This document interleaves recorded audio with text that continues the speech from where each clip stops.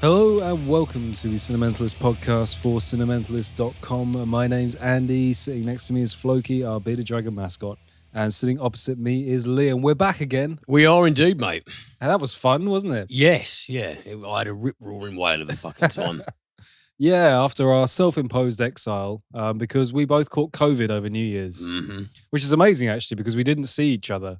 I think the last time we saw each other was the day before Christmas. Yes, it was, yeah. And then we both got it almost exactly around about New Year's Eve. So we didn't catch it from each other, but just about everyone around here got Omicron. Yeah, I think your whole household was infected, wasn't it? Yeah, yeah. Yeah, so bar one, so was mine. So, I mean, people keep asking me, how did you get it? I have no fucking idea. No idea whatsoever. We have been so careful. We are the hand washing, I'm still fucking antibacterialing the groceries. Totally. No, you got it, you man. know? Didn't you? I mean, I think we sort of touched on, I think some of the literature is saying that Omicron, especially, hangs around in the air for hours. Yeah. So you could get it walking down a hallway. Yeah, literally. Or I could have, got it at work, whatever. I don't know. Yeah. I'm just glad to be free of it. I feel a short side better. I had 2 vaccinations. You just had your booster. I had my booster a couple of weeks ago. And we got it anyway. Yeah. So there you go. But, apparently now pretty fortified because, I had the 2 jabs, had the booster, and had COVID, I think. You are the bulletproof man. Yeah, the antibodies are, absolute 110%. So Fingers crossed. Yeah, in theory. But it wasn't pleasant. No, not really. It was not a pleasant experience. Not so really, would you believe it? All the hype was real. I've been going to work every single day this week, and I've been strangely totally cool with it, even forsaking my day off for a bit of OT, because 10 consecutive days not being able to leave the house, it does things to you. The first few days, cool, as long as you're feeling all right. I've got so many movies to rip through, blah, blah, blah. After a while, it's like, okay, enough's enough. But there we go. Yeah, forgive us for being a little bit weird this week. We haven't recorded for a couple of weeks for obvious reasons, and we've been very much stuck inside, so you may be about to hear some weird shit. We've got no idea. But thank you very, very much for sticking with us anyway. We pride ourselves on not missing deadlines, and occasionally shit happens. But thank you very, very much for listening to us regardless. Anyways, enough of that shit. Let's get on with our regular Cinementalist podcast, Indeed. Shall we? And let's kick off, as we always do, with some film news. First news article this week from filmnews.co.uk, as fucking usual. This is a weird one. James Cameron hopes to make 6-hour movies for streamers. James Cameron is planning to make 6-hour movies for streaming platforms. The Titanic director has explained that he's excited by the chaos that the rise of streaming services such as Netflix have brought to Hollywood, and has revealed that he wants to make a new type of film using the platforms. James told Variety, "I'm not afraid. I like change. I'm a child of the 60s. I like it when things are chaotic. I think what we see is an expanded form of cinema. I want to do a movie that's 6 hours long and 2.5 hours long at the same time. Same movie. You can stream it for 6 hours, or you can go and have a more condensed roller coaster immersive version of that experience in a movie theater. Same movie, just one's the novel and one's the movie. Why not? Let's just use these platforms in ways that haven't been done before." I mean, I've got a question for James. How the fuck is that going to work? Well, unless probably massive oversight on my part, but what the fuck is he talking about? I think what he means is almost like, like the Lord of the Rings extended cuts or whatever. Right. But to a much, much bigger scale. So you go and see it in theatres and it's got 3.5 hours cut. Well, he reckons 2.5 hours to the 6 hours streaming version. So, yeah, I don't understand. I'm a completionist, right? I've got this in my personality. I'm the kind of person that if I play a video game, I go hunting around corners to see if I've missed anything. Yeah, of course, yeah. That's going to drive me nuts. Seeing a film that's 2.5 hours long, but I know that there's a good 3.5 hours worth of content that I haven't seen that. And then I have to go, and how are we supposed to review it? Yes. I think it's fine that there's 2 different formats, that you've got TV, where we always call it TV. It's not really TV anymore, is it? It's streaming. But series, in essence, where you can have 10 episodes in a season, you can have 20 episodes in a season, you can have 8 episodes in the season, whatever. I'm not the first person to talk about why TV is, in a lot of ways, a better format for bigger narratives, novel adaptations, that sort of thing. Simply because you've got more time to fit everything in, whereas movies have to be more condensed. They have to be have like a stronger through line running through them. which is no bad thing. I don't think there's anything wrong with having those two different formats. I don't know why you'd. Well, I mean, and James Cameron obviously hasn't. There was the meme I saw recently where it's that someone representing Netflix says, like, hey guy, I've got a 10-hour movie on Netflix with your name on it, and the person goes, "What are you fucking kidding me? 10 hours? Get away!" It's like, okay, how about the same film, but it's broken down into 1 hour installments that you can watch at your leisure, and it's like, you son of a bitch, I'm in. Yeah, that's how it works. Nobody's gonna. People would watch a 6-hour miniseries that James Cameron made, but not a 6-hour movie. That's just how people are working. And as well, I don't think you can just, if you're going to create something in the series format, then you then have to think about it in terms of episodes. Each one of those 1 hour episodes has to be a mini movie in its own right. Yeah. Whilst establishing the core narrative. It has to end on a good story beat to keep interest investment. So... Yeah, I don't know how you're going to be able to do that by... what he essentially seems to be saying is, I'm going to make a 6-hour movie, and I'm going to cut it into 1 hour bits for the streaming audience, and I'm going to cut it into a 2.5 hour piece for the cinema audience, and both of those are going to work at the same time. No, they won't, James Cameron. I think it's going to go the way of Avatar. Look at this epicness. Look at all the money we're throwing at it. Look at the magnitude, and then, even many years down the line now, you go to people like, what do you think of Avatar? Most people will go... Yeah, that was... So that's, all of that effort for... Well, I was going to say it was a gigantic flop. It wasn't really, was it? Because it's, I think, the most profitable movie ever made in terms of box office sales. In terms of... Creatively, I'd say it was a financially, it was a success, but critically, it's sort of doing it in terms of artistic appreciation, it was very much... Well, there's however much time that I won't get back because I would rather spend it watching something else. Well, guess what? James has got some presents coming for you because the article continues.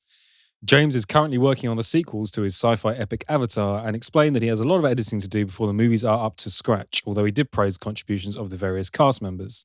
The director, who is planning to release a new Avatar movie every 2 years until 2028, said, I haven't got out of it alive yet. 2 is fully in the can. We have a working cut that we're filling in the visual effects with.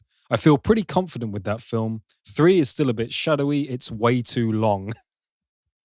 Oh, my God.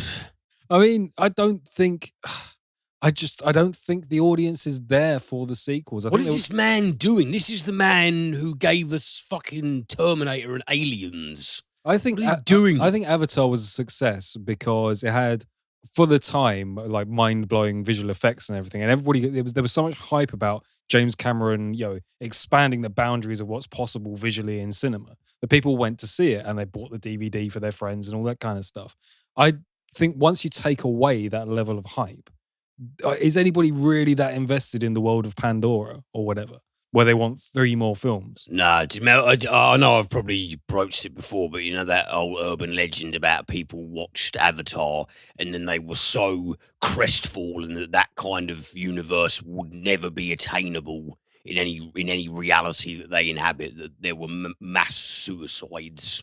Oh yeah, that bollocks. Well, which I just found hilarious. People were swearing by it. It was one of the funniest stories I ever heard. But no, I mean, yeah, James Cameron. James Cameron does what he wants these days, doesn't he? I mean, he's got the money, and fair play to him. But at the same time, I'm not looking forward to inevitably sitting. Yeah, but he made once upon a time, he actually made quality shit.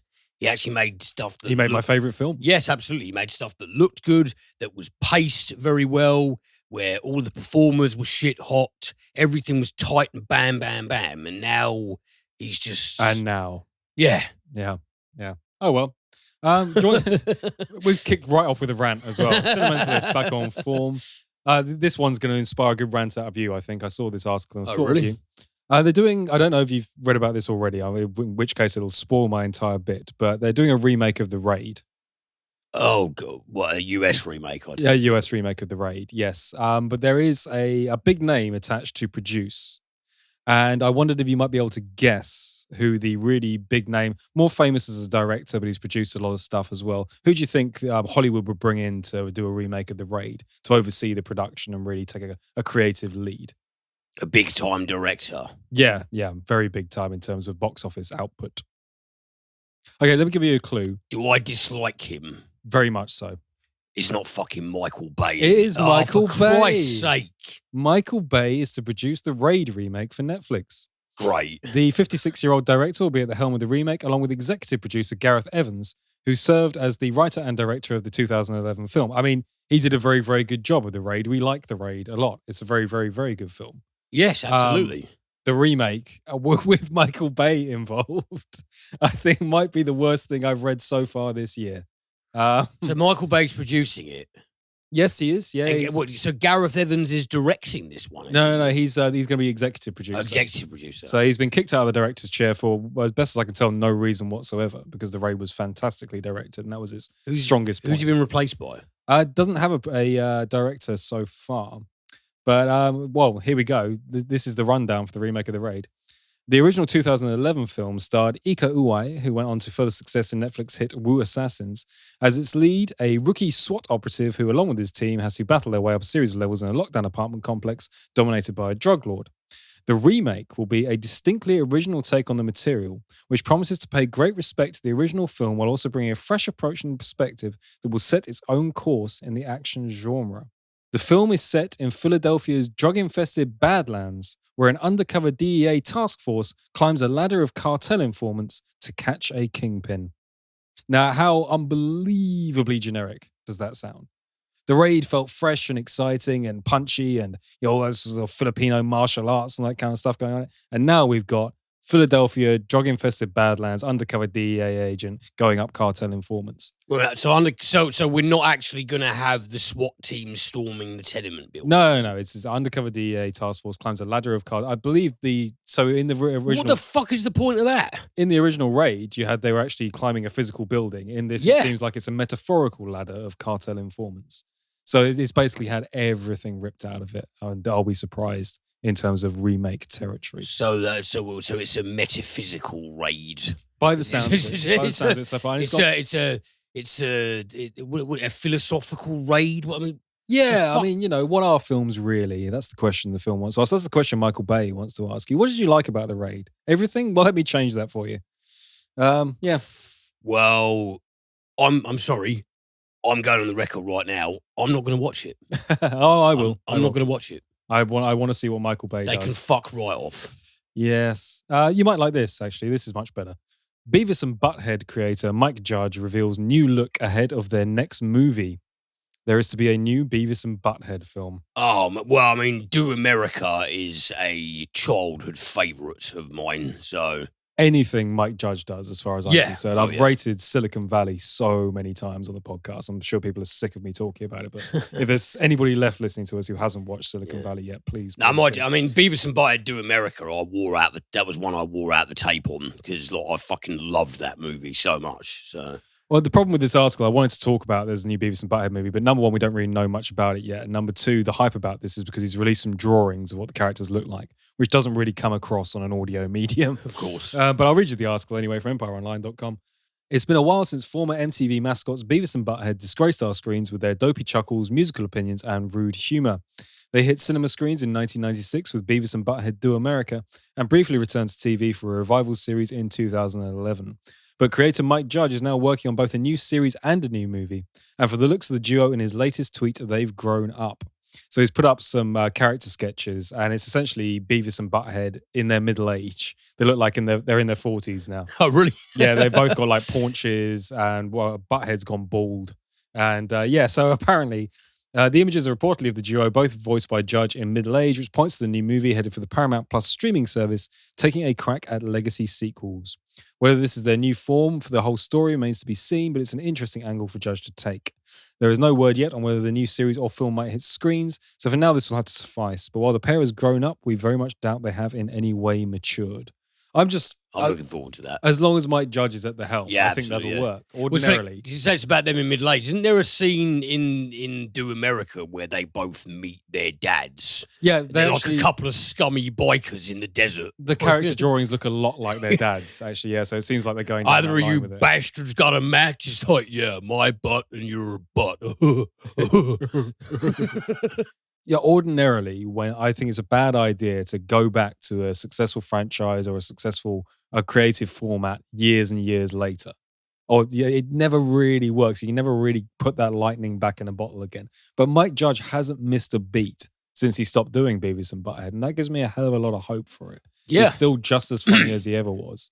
And I'll be really interested to see what he's been thinking about in terms of the characters all of these years and what gags he's got up his sleeve. Because I just think he's one of the funniest people working today. I'm excited for that one, man. Yeah. So good news on that one. Mm. This also I thought you might find quite interesting. Quentin Tarantino teases Once Upon a Time in Hollywood's spin-off book he's written about Rick Dalton. Between his 2019 screen version of Once Upon a Time in Hollywood and the much expanded novel version he published last year, Quentin Tarantino clearly loves the world he created in that film. Speaking to the Empire podcast in a major new interview, Tarantino opened up with about a whole new book he's written involving Rick Dalton. I probably need to punch it up a little bit, he says, but the body of it completely exists. So this is Quentin really, really getting into his own universe and his own characters. He's always talked about writing more novels and things like that. Yeah. And he's a big like Elmore Leonard fan, and he's I think to this day that stands as the only adaptation he's done, doesn't it?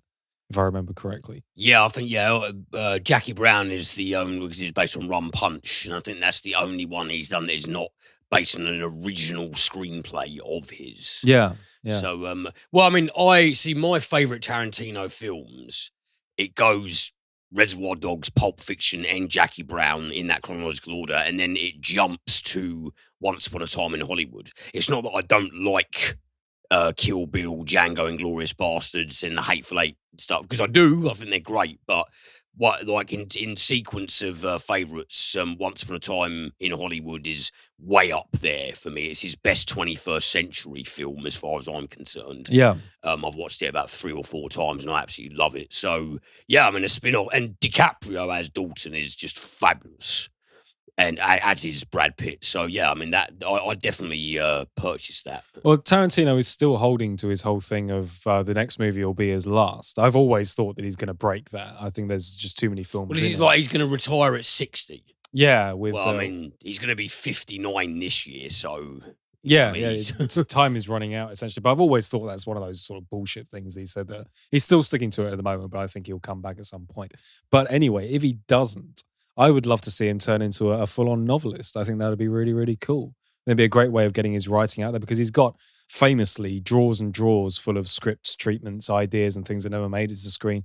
Backstories for characters, the way he thought, oh, I might do a prequel. There's that whole Vega Brothers prequel thing that he actually, I believe he had that fully scripted and worked out, and then just sort of time ran out. He wanted to use the original actors. It wasn't possible anymore. And I'd love to see those things now released as novels. Well, I think and then I mean, the fact that when number one, obviously Jackie Brown is one of Tarantino's best films, but it's interesting, as we mentioned, because it's the one and only time that he's adapted something.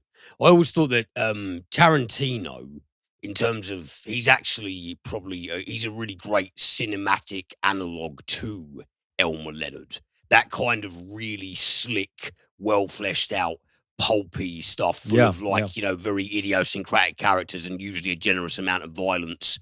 I think that there's a lot of great parallel between in their work.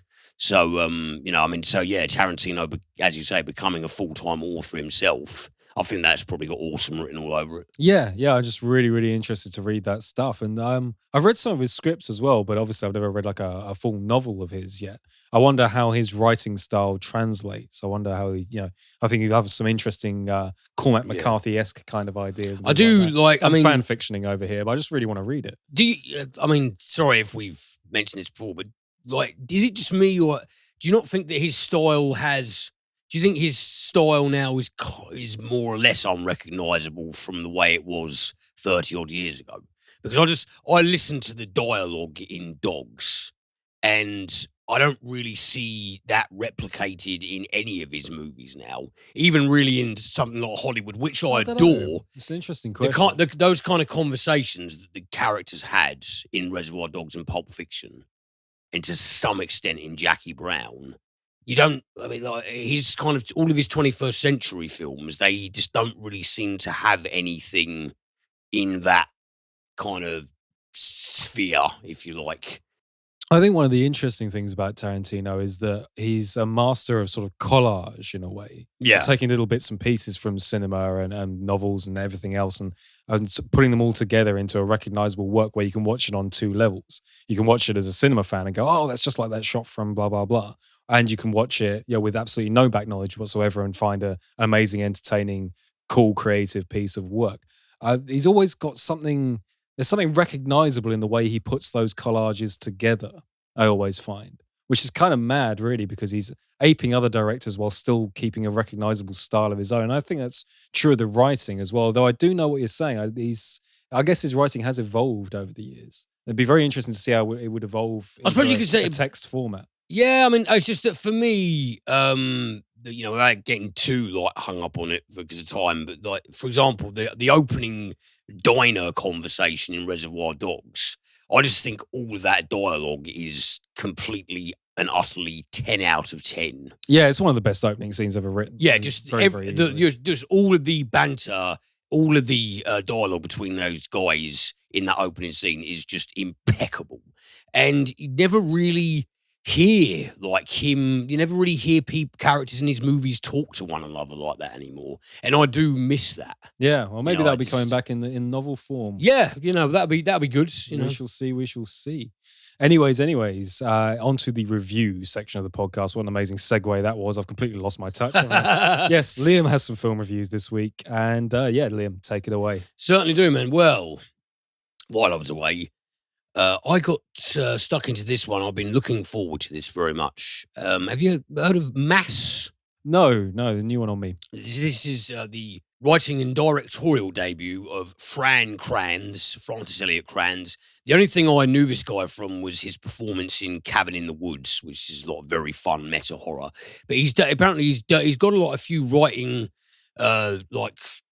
credit chops to his name, and he's done a lot of editing and stuff. And he does a lot of Broadway shit as well. He's quite a sort of emergingly big noise, especially now he's directed this. But yeah, this is his first feature-length film, and we open in a church. It's like a sort of I think it's a weekend morning, a nice sunny weekend morning, somewhere in Midwestern America, and Judy and Anthony, two church employees, respectively played by Breda Wall and Keegan Albright, they're hurriedly sort of setting up a meeting room and clearing things away, and they're kind of bantering with each other and, how you doing, blah, blah, blah, and sort of have a very lightly comic, like, oh, you forgot to do this and that, etc. And they're sort of mucking around in a kind of whoopsie-daisy way when suddenly a woman named Kendra walks through the door, played by Michelle W. Carter, and she says to Judy, "Is the room ready yet?" And she leads her through to this room with a table and 4 chairs in it and some snacks and stuff. And the two start chatting, and Judy starts saying to Kendra, like, have you known both these families long? So she's like, oh, no, I only work with one of these families. She's like, I'll put some food and drinks out here. Do you think this will be okay? It's like, you just like leave it there. They'll probably go to it. They might not. It doesn't matter. Just like make sure everything here is comfortable and clean and expansive. And then, in a few hours, like, you guys need to make yourself scarce. And we find out that Kendra is a representative for a couple named Linda and Richard, played by Reed Birney and Ann Dowd. And these two are meeting up with another couple, the Perrys, Jay and Gail Perry, played by Jason Isaacs and Martha Plimpton. And the scene cuts to Jay and Gail outside in their car, both of them looking very, very pensive and quite worried, definitely not in the best headspace. And they're extremely apprehensive about going in the building. And but eventually they relent and they walk through. They're introduced to the church employees, and Kendra has a bit of a chat with them. And then they're guided through to this room with the table and 4 chairs. And not long after, the aforementioned Richard and Linda show up, and they're all ushered into the room in a the discomfort, and there's a lot of tension in the air that's very silently palpable. And they're ushered through, and they're all invited to sit down and have a conversation, just the 4 of them, for as long as it takes, completely unperturbed. And we find out the reason for this is because Jay and Gail's son, Evan, was killed 6 years ago in our high school shooting. It was a pipe bomb attack followed by a firearm attack. And their son Evan was killed. And Linda and Richard's son Hayden was the perpetrator. So this occurred 6 years ago, as of the narrative. And there's been some quite fractious exchange between the two couples, in terms of, what the media has reported and, courtroom confrontations, etc., etc. But they wanted to broker this meeting to see if they can find out more about their sons and each other through just sort of, just a humanistic exchange about everything, just about their kids, what they were like growing up, how they think they did as parents, and just to see if they can relate and just to see if they can find some common ground in light of this horrifying tragedy. And the conversation traverses everything. It does touch a bit on politics because the character, Jason Isaac's character, Jay, is a gun control advocate. It touches a little bit on that, but it's mostly just a very, as I said, it's predominantly a humanistic conversation. It's about anything and everything, the way that this incident has transformed their lives. There is antipathy, but there is also, along the way, without wanting to spoil anything, there is also some semblance of deep understanding and, just a deeply concerted effort to break down barriers and try to reach some sort of forgiveness and reconciliation.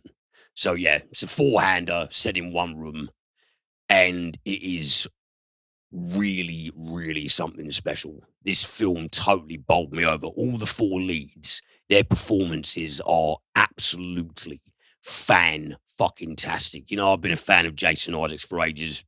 I always bang on about him in Scars, which is a delightful little piece of work. But, just everything I've seen him in. Death of Stalin, not even a great big Harry Potter fan, but he's extremely good as Lucius Malfoy. His performance in this as this bereaved father is just him and Martha Plimpton, the way that these two play grieving parents is astonishing. When you're incredibly familiar with two actors, you've seen them in a plethora of works, and they completely and utterly make you forget that you're looking at Isaacs and Plimpton, which is very much what they do. I am addicted to that. It just is such. It just imbues you with a feeling that's kind of indescribable. Just the emotional power of these performances, the sincerity, and they're completely equaled by the Anne Dowd, who I first saw in Hereditary, and I just thought she was amazing in that. Basically what I'm trying to say is that if this film does not get ushered in for the Oscar picks, I will be fucking furious. It is absolutely fantastic. And yeah, the dialogue is, it's very comprehensive and it does touch on a lot of themes. The point where Jay says that I'm not here today to talk about my advocacy.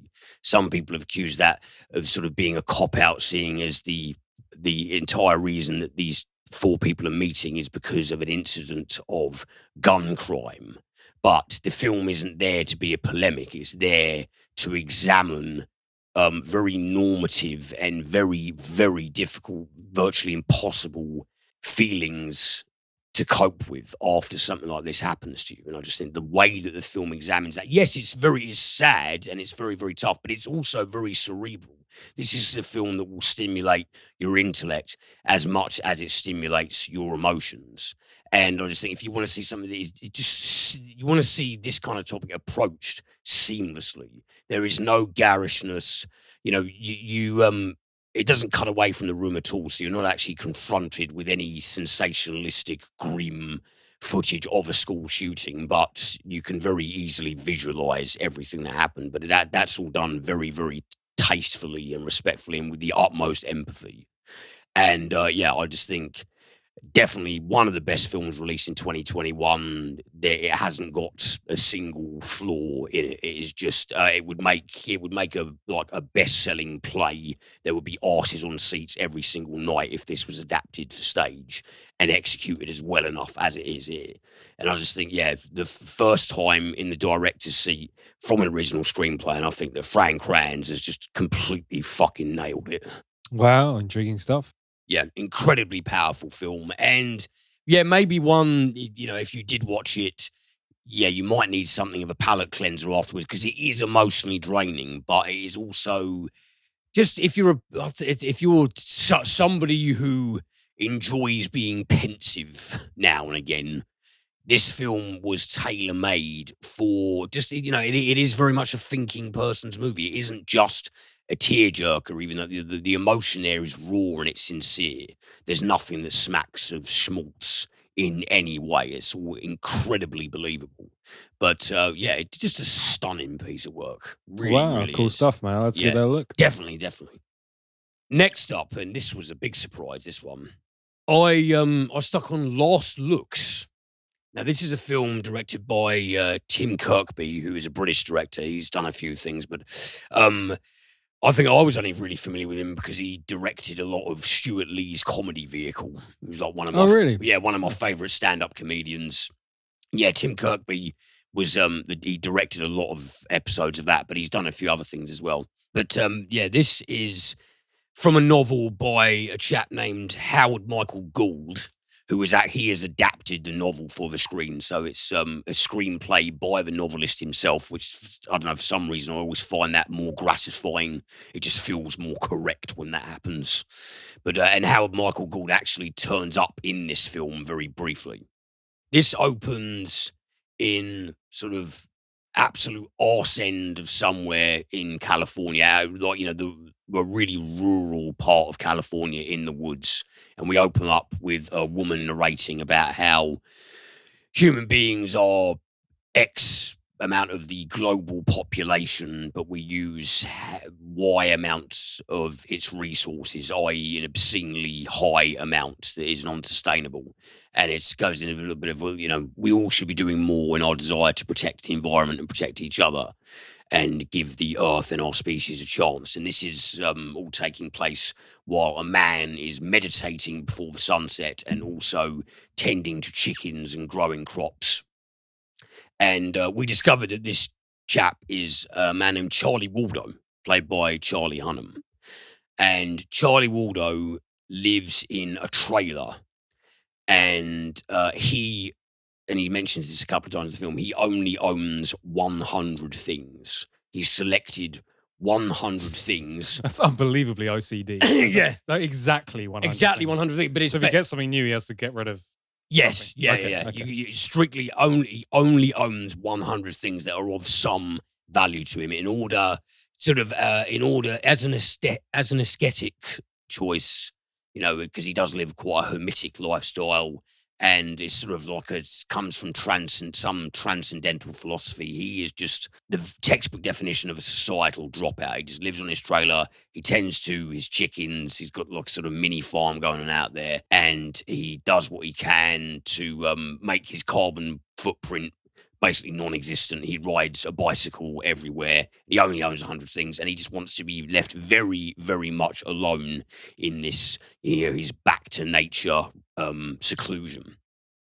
But then one day, a young woman turns up, a woman named Lorena, played by Marana Baccarin. And she is a private investigator, and her and Charlie were at one point lovers. And we discover that Charlie was actually the youngest detective in the LAPD. He was a shit hot, like top-notch cop. He was a media darling, one of the most productive officers on the entire force.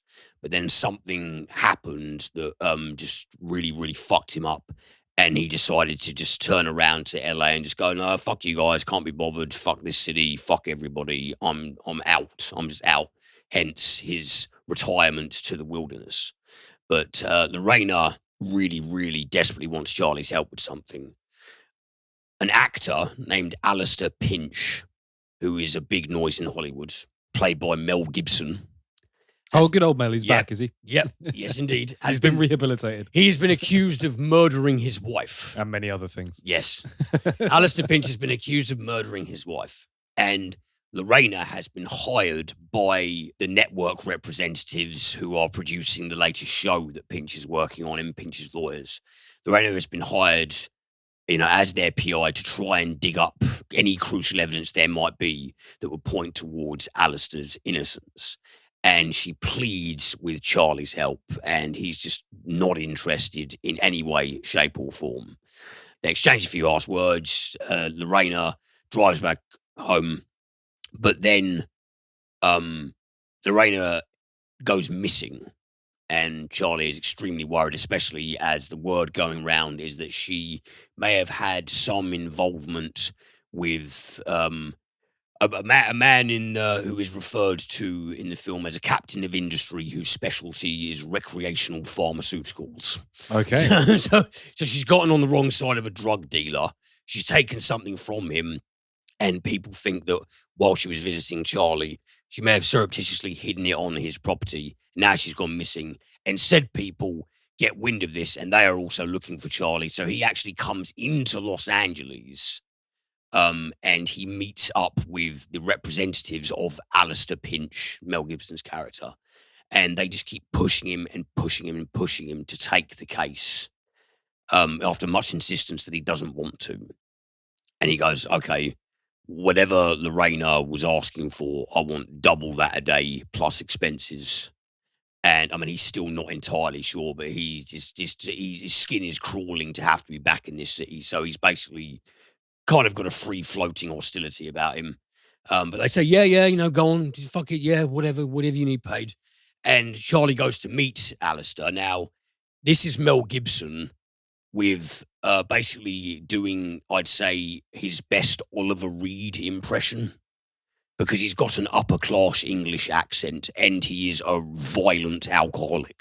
You can't hear me right now doing this, but my jaw literally just dropped. Mel Gibson is doing an upper-class English accent. An upper-class English accent. Well, now I must see it. And he insists he did not murder his wife, and they're accusing him of beating her to death with a vase, but he insists that he did not do it at all.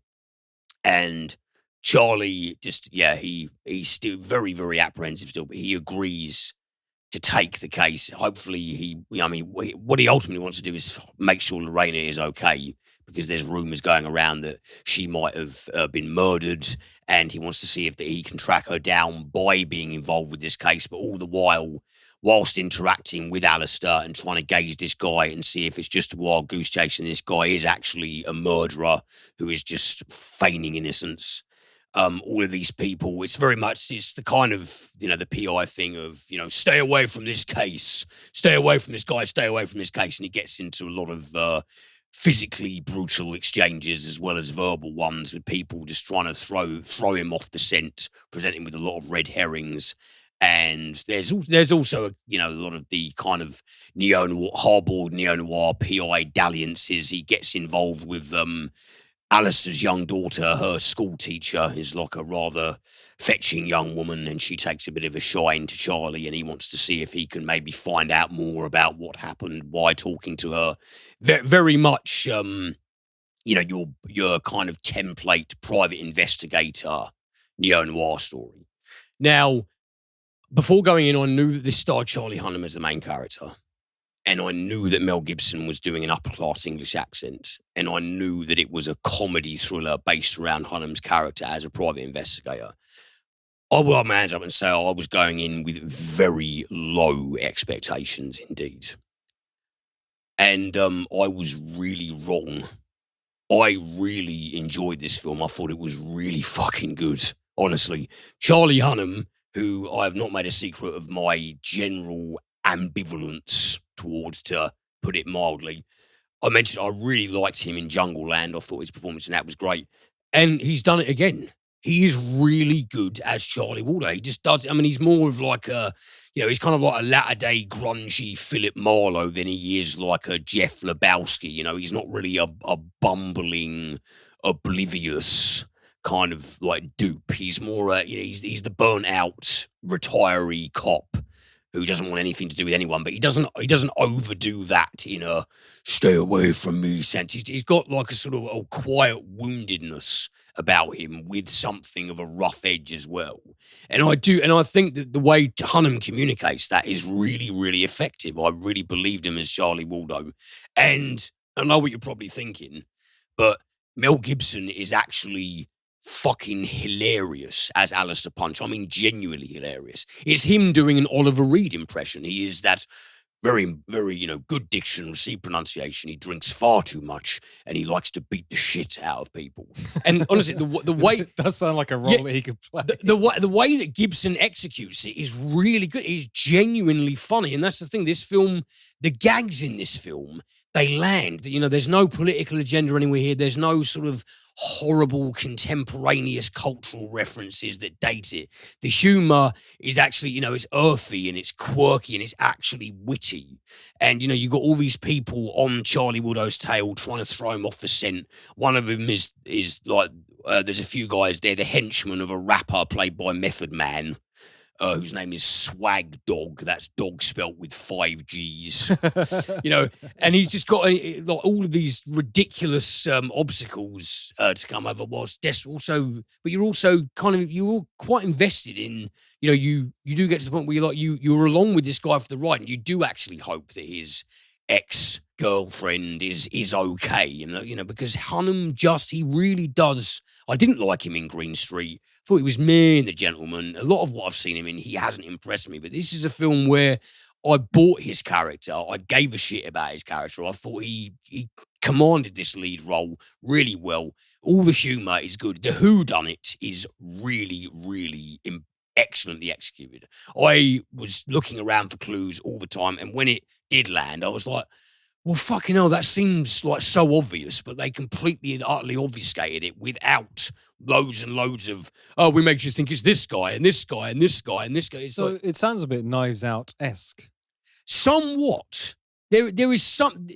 Do you know what? You've got a big name actor doing an unfamiliar accent. Yeah. You've got like the comedy thriller whodunit element. It might not be it's not as convoluted as Knives Out, and I say that in a generous way because I love Knives Out. It's not as complex as Knives Out, but I think there is something of an evocation there in the atmosphere, in the humor, and in the dialogue, and just the way that the story weaves around. There is something somewhat Knives Out-esque, and Gibson's brilliant.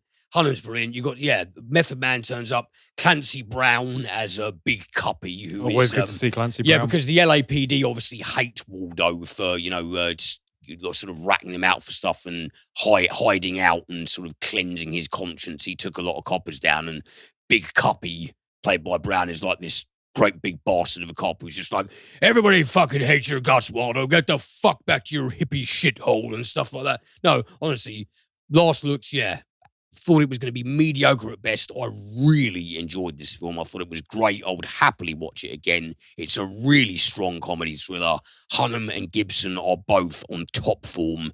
If you can find a copy, please, because it is a really good time. Hey, cool stuff, man. Yeah, we'll definitely give that a look. Okay, then. So, TV of the week.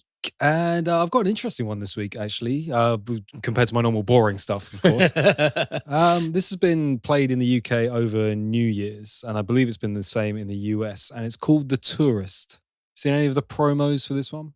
Is this got Jamie Dornan in it? It does have Jamie Dornan. That's all I know about it. That's all I know about it. Yeah, well, last year we kicked off with a big BBC co-production, international production thing called The Serpent, which I liked very much. And this is the BBC trying to ape it again with another The title. And we have The Tourist. It's set in Australia. And it's actually, it's got a few different production companies involved with it, not just the BBC. It's got Two Brothers Pictures that are actually an HBO company. So in a weird way, it's kind of a BBC HBO co-production Australian TV drama thriller thing. And I've been watching it as it comes out every week. You can actually watch all of it on iPlayer. I haven't been. I've been watching it sort of dribs and drabs as it comes out. And let's do the setup on this one then. So we first find Jamie Dornan as the man. Credited as the man, yes, and you'll find out why in just a second. His name is revealed later in the plot. But he's out in the Australian desert. I never know whether it's the desert or the bush or the yabba yabba I don't know what the difference is between those things. Bundunyaba. Yeah. Waking fright, mate. The scrub and all that kind of stuff. Well, Waking Fright is actually quite an apt comparison. But yes, Jamie Dornan, with his natural Northern Irish accent, he is an Irish person in Australia. And he's driving in a small beaten up, I believe it's a shitty little Mazda 3-door thing. He's driving through the Australian desert and he pulls over to a gas station to fill up his car. He goes in and he speaks to the clerk, and this gas station is in the middle of nowhere. I mean, it's literally just surrounded by deserts, blue sky, and a road. That's it. Goes to the guy behind the counter and he asks to use the toilet. And the guy says, well, look, it's round the back and you can have the key, but you have to sign your name down on this list. You have to sign your name first for the key. And Jamie Dornan goes, well, what's the point of that exactly? He goes, well, people run off with the key. He's like, yeah, but if I run off with the key, what use is having my name on a piece of paper? The guy goes, just sign your fucking name, mate. So, yeah, fine, whatever. Okay, so he signs on this bit of paper. He takes the key, he goes out to the bathroom at the back. He's in the bathroom and it's one of those really like rural gas station bathrooms. There's puddles of water on the floor. There's shit stains on the walls. And he opens the door on the other side of the building, going like through the toilets. And there's a cut back. He obviously goes outside for just a brief moment and there's a cut back and he goes back into the toilet, does his business, leaves. On his way out, he gives the key back to the gas station attendant who just sort of scowls at him for trying to be funny with him. Gets back in his car and starts driving down this long desert highway. And as he's driving along, singing along to the radio, he looks in his rearview mirror and sees a huge semi-truck approaching in the distance.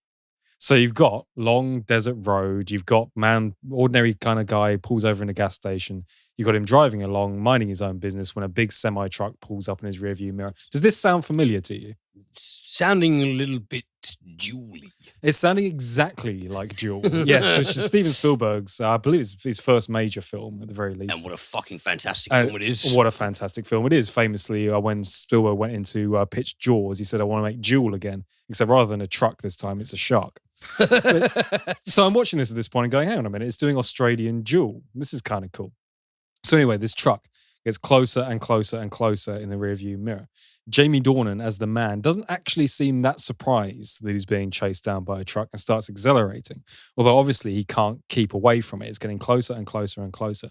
Eventually he pulls off the road onto the dusty desert around him and the truck follows him off into the sand. And so now you've got this bizarre Duel-esque car chase going on with this truck is hunting down this tiny car and he's trying to outmaneuver it. He's trying to turn around quickly, but this truck is just hammering him and hammering and hammering him. Eventually he manages to pull through some trees, which the truck cannot go through, and thinks that he's lost it. He gets back on the road again. He's driving along and he thinks, he sort of breathes a sigh of relief, mops the sweat from his brow. Phew, wasn't that close. When there is a huge bang. The truck T-bones his tiny little Mazda and flips it over and over and over into the desert. We get a fade to black, and the man is now waking up in hospital. Mostly and surprisingly unscathed by being hit by a huge semi-truck. He's damaged his leg quite a bit. He's got a few cuts and scrapes and bruises. But his primary issue is that he has lost his memory entirely. He doesn't remember who he is, where he came from, how he got into the accident in the first place. As far as he's concerned, he's just an Irish guy that's woken up in an Australian rural hospital. So the doctors begin to do checks and things on him and find that actually physically he's pretty much okay. And it's likely that at some point his memory will come back. So he's there recovering and convalescing, and he's visited by probationary constable Helen Chambers, played by Danielle MacDonald. And she's the small town local police officer, and she's very, very new on the job, as you can imagine from her probationary title. She's new to the police service. Not a lot goes on in this sort of rural Australian area, and she's been called in to try and figure out what happened to this guy. So they have a bit of a back and forth about, well, how's she going to write notes and take down details and things when he literally can't remember anything about where he is and what he's doing. When he eventually gets delivered his clothes back, she sorts out, he wants to leave the place. He wants to try and, just get away from this whole situation. She sorts out getting his clothes returned. And when he rummages through his jeans pocket, he finds a handwritten note telling him to meet someone at a small rural cafe. I've said rural quite a lot, haven't I? I cannot stress just how rural this is in terms of uber rustic. Oh yes, Australian rusticity. Is that a word? So bucolic. That's it. Oh well, wow. Yeah, okay, yeah. I'll leave leaning to the big words. But yes, so he's got this bit of paper saying to meet someone at 2:30 the next day at a little cafe in the middle of nowhere. So he gets on his crutches. He makes his way to this cafe. He's there at the allotted time. I think it's about 2:30 in the afternoon. Walks in and this place is absolutely deserted. He orders a drink from the lady running the cafe and goes to sit in the window seat. And the lady in the cafe starts chatting to him and realizes that he's completely and utterly lost his memory. He doesn't know who he is or where he's going or anything like that. So she goes back to a young lady that works with her behind the jump of the cafe. This is Lucy Miller, played by Shalom Brune Franklin, and says, "You wouldn't believe it. This guy out there, he's completely lost his marbles. He's a bit weird. He can't remember where he's been, where he's from. What a strange guy." And she immediately takes interest and starts peeking out from the kitchens, looking at him. So she decides to go over to him for a chat. She sits down opposite him and brings over his drink, and she's sort of joking with him and teasing him about the fact that he doesn't know where he is and what he's doing. And she goes to hand his drink over to him and spills some of it down his front. And she's very, very apologetic. And he says, "Oh, look, can I use your bathroom and clean myself up a little bit?" And she says, "Well, our bathrooms are broken at the moment, actually, but the house across the road has, they've offered their services to anyone that uses the cafe. You can just go over and use their toilets." He goes, "Okay, I'll go that way then." She goes, No, I'll come with you. You're on crutches. I'll help you." So as they're walking across the road, leaving this cafe, there's a sudden moment of silence and they look at each other. He turns round to the building behind him and the cafe explodes in car bomb fashion. So he has quickly got the idea that although he doesn't know what his background is or who he is, that somebody, or very likely multiple people, are definitely trying to kill him. Why and whence forth and how this moves forward, you will have to watch The Tourist for yourself. But okay with that setup? Yeah, all sounds Irish man, Australia, doesn't know who he is. Things keep blowing up around him. Mysterious past, all of that kind of dealio. Okay, The Tourist, what to say about this? First of all, the cinematography is fantastic. This looks really, really great. It's got what I would describe actually as a modern Australian style to it. Do you know what I mean by that? There's something recognizable about modern Australian cinema. They got really good at getting those sort of the color contrast between the blue sky and the yellow desert, wide sweeping shots, tight frames and mid shots that work really well. Really nice framing with these level buildings. It's got a really a distinctive Ted look to it. Kotcheff, who is Canadian, actually did all of that really well in Waking Fright. So but the environment sort of lends itself to beautiful cinematography because it is, although it's desolate, it's got its own kind of beauty. Totally, going to it. yeah. This show captures that really, really nicely. It's also got some really, really nice side character work. Particularly, although she starts out as a side character and becomes more and more involved in the plot. But Helen Chambers, as I said, played by Danielle MacDonald, playing an absolute blinder here. As this small town police officer that's, she's a bit ditzy. She's got an ongoing argument going on with her fiance that he wants her to lose weight for the wedding. So then he's taking dancing lessons and he's very caught up in their own personal life, whereas she's actually becomes more and more intrigued in the man's case. She finds it like a knot that needs to be undone, a thread that she needs to chase down and follow. Meanwhile, her personal life is blowing up behind her. She plays that beautifully well in a very realistic fashion. There's also lovely little side characters that drop in and out of the plot with a lot of nice little touches of Aussie humor. That kind of roughneck, down and out, super sarcastic little punches of just that Aussie tingle, that Aussie magic, that "what you doing, mate?" The silly looks and things like that in a very recognizably Waking Fright kind of way. That all works really, really nicely as well. And I was watching it and thinking, I'm really into the way it looks. I'm really into the character work. I'm really into the ongoing mystery thing. Why am I bored? And it took me a little while to figure out. The problem with the show is it's really got some pacing issues.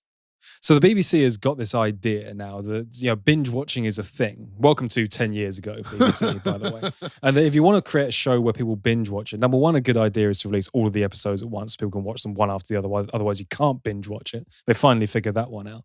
And number two, that a lot of shows get you in that hooky kind of way by letting the plot gradually unveil itself over the course of an episode, rising up to a fever pitch point at the end, having an explosive ending, and then everybody wants to watch the next one.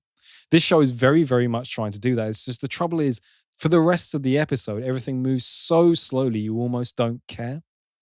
And the character work in between, like I said, those little side characters dotting in and out that I really, really liked. They work so well. The two central characters, though, first of which being the man, of course, Jamie Dornan, and second of which being Lucy, Shalom Franklin, they make up the majority of the episodes. And there's a lot about a romantic subplot developing between them with ties to the past. And obviously I'm being careful to dance around spoilers here. But that romance and that sort of the oddball couple kind of thing as they find out things about each other, as he obviously realizes that his past is a lot shadier than he might have liked it to have been, as she obviously reveals some ties to his past that didn't initially seem to be there in the first place. I know it sounds slightly spoilery, but I think everyone can guess that's sort of where things end up going. The chemistry between the two of them just didn't work for me. And the show focuses on it far too often. There's loads of great little bits in this. There's loads of great little moments where you go, that's really snappy. That's really cool. That's really punchy. That's recognizably modern Australian cinema. And it's modern TV production where you're going, it's got something cool about it. It's got something, I don't know, zeitgeisty and buzzy about it. And then it gradually over the course of each episode, it focuses so much on that sort of romantic subplot and these two characters that don't really have any chemistry with each other, that the energy just gradually slopes off a cliff. So it doesn't. And then right at the end, it goes bang. Watch the next one. So it doesn't. And you think, well, yeah, I do kind of want to watch the next one, but I know I'm going to have to sit through two lead actors that I think have actually been slightly miscast. It's not that I don't like Jamie Dornan. It's not that I don't think he's a good actor. I think he's playing this role too stoically. And I think another actor might have been able to get a bit more out of it. I'm not saying he's done a bad job. I'm saying that it's a kind of a flat performance, which is really, really a shame because it's almost there. It's very close to being a brilliant, brilliant must-watch the next episode series, but it just runs out of steam in every episode to the point where by the time it's got to the end, I do want to watch the next one, but then I remember that I'm going to sit through a good half an hour out of each hour episode where actually nothing really happens and it's not very compelling. That's annoying because I think because the thing like with romantic narrative strands, there's absolutely nothing wrong with those in and of itself. But in order for me and I imagine yourself to be invested, it actually you have to have palpable these two enjoy each other's company in a way where they can have a laugh together, but there's also got to be tangible poignancy to it. Yeah. And I'm assuming that this doesn't have that. This doesn't succeed in those. I'm not going to blame the actors too much. I think they're doing a fine job. I think it's just something in the way that relationship is written that is just flat. And the show keeps focusing on it, keeps going back to it as its central theme, whereas it's not the central theme, really. The central theme is, of course, the man who's lost his identity and who was he previously and why is everyone trying to kill him? And it wants to focus on two romantic characters bumping into each other like pieces of wood in the sea, and that's not very interesting. And it's a real shame because there's loads and loads and loads about the tourist that I really, really like. It's just... it's missing zing when it needs zing. It's got so many poppy things going on around it and it chooses to focus on the most boring part of its narrative. So shame, really. I mean, it's not unwatchable. It's not bad by any stretch. There's loads of things I love about it, but it just keeps focusing on the worst bit. And as a result, I can't really recommend it, I'm afraid. Bit of a missed opportunity. In fact, a hell of a missed opportunity, really. What a waste of a brilliant cinematography team. It needs a rewrite, really. It just needs more focus on the sides and more focus on the underlying narrative and stop getting caught up in will they, won't they? Will they, won't they isn't the most interesting thing about this show. Stop putting it as the main plot. Anyway, I banged on about the tourist long enough. Let's finish out with some Australia trivia. I thought what an opportunity. Australia. Yes, I think I managed to do that whole review without doing my comedy Australian accent. Maybe once. But I think you may have done it like twice at a push. It's like the war in Fawlty Towers. I mentioned it once, but I think I got away with it. Anyway, yes, some trivia about Australia. Let's start out with this. Australia is huge, obviously, in a manner that's quite hard to get one's head around. Nearly as large as mainland USA, as wide as the distance between London and Moscow, with the planet's biggest living structure, the Great Barrier Reef, the world's largest sand island, Fraser Island, and longest fence, which is Australia's Dingo Fence, which are 3,436 miles, beats the Great Wall of China. Fucking hell. And with so many beaches, more than 10,000, it would take you 27 years to visit all of them for a day. Did you know about Australia's Dingo Fence? Because I think that's a fence that is 3,436 miles long. For what purpose? Keeping out dingoes, I would suppose. Really? I've got no idea. Yeah. Yeah, I guess. But All that labour just to keep out. Well, I mean, no, sorry. I believe for Australians, dingoes are a problem. Yes, a dingo ate my baby and all that kind of stuff. Well, yeah, I was just thinking about a cry in the dark, actually. I think, well, yeah, no, that's fair enough. Queen Elizabeth II once fired the entire Australian government. What? In 1975, in response to an Australian government shutdown, the result of a deadlock over drawn-out budgetary squabbling, the Queen stepped in and shocked the nation by firing everyone in Parliament and instating a new one. Or rather, her official representative in Australia, Governor-General Sir John Kerr, handled the formalities on her behalf in an announcement that ended with, "God save the Queen." I bet they were really made up about that, the foreign monarch. They love us Brits, don't they, the Aussies? Yeah, fucking poms. Yeah, I don't know why they hate us so much with us stepping on them consistently throughout history. But yes, I'm sure that really went down well in 1975. Swimming in the sea used to be illegal. Between the years of 1838 and 1902, swimming at public beaches in Sydney and other parts of New South Wales was illegal during daylight for reasons of morality. This was before swimwear for women had entered the mainstream, and with a lack of separate sex changing areas, the exposure of female flesh was deemed too much of an insurmountable problem. Head down to Bondi Beach today and you'll find no such concerns. I mean, just in case you saw an ankle, I suppose. Yeah, that was the thing. Yeah, and you were just horrendously sick. I never realised, I'd seen them before in old photographs and things, but you know those, you see like oldie-worldy, black and white, 1920s or whatever, people on the beach, and they had those cabins on wheels that they'd wheel out into the shallow bit of the sea, and people would get out to go swimming. That was to protect women's modesty.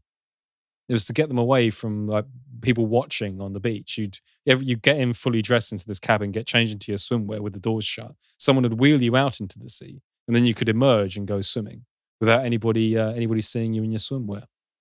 Wow. Yeah. Different times, huh? Yeah, very, very different times. Now you go to the beach and it's tits galore. Australia has the world's oldest surviving civilization. Australian Aboriginal culture is believed to be the oldest on Earth. The continent's inhabitants have been around for between 40,000 and 60,000 years. Yet the government has an undeniably checkered past when it comes to their treatment. It wasn't until 1967 that Indigenous people were granted full voting rights in Australia, nearly 50 years after women in the UK won the same privilege. 1967? Yeah, they were only allowed to vote then. And I believe, I know this from, I have a few Australian friends, that racism towards the Aboriginals is just really, really commonplace to this day. Oh, it's diabolical. Yeah. And similarly to native peoples in the United States, there's like an enormous problem in Australia with Aboriginals cooped up in little shit tin pot towns and with massive, problems with regards to alcoholism. They basically, they just did to them what happened to the natives in the US. Same all over the world with that kind of colonization, isn't it? 1967. Yeah. I don't even know why I'm so surprised, because it was in the 60s in America. You still had the civil rights movement. Yeah. Well, yeah, exactly. That was still, going on. But fucking hell, I mean, it's just disgraceful. Isn't it? Absolutely disgraceful. Yeah. Australia's first police force consisted entirely of convicts, which sort of makes sense given the nation's roots as a British penal colony. When, in 1788, it became apparent that the fledgling New South Wales settlement needed a police force, the man in charge, Governor Phillip, assembled what was then coined the Night Watch. Struggling for manpower, he hired 12 of his best-behaved convicts for the job. Today, the New South Wales Police Force is one of the largest police organisations in the English-speaking world. So it was all made up of paddies then before?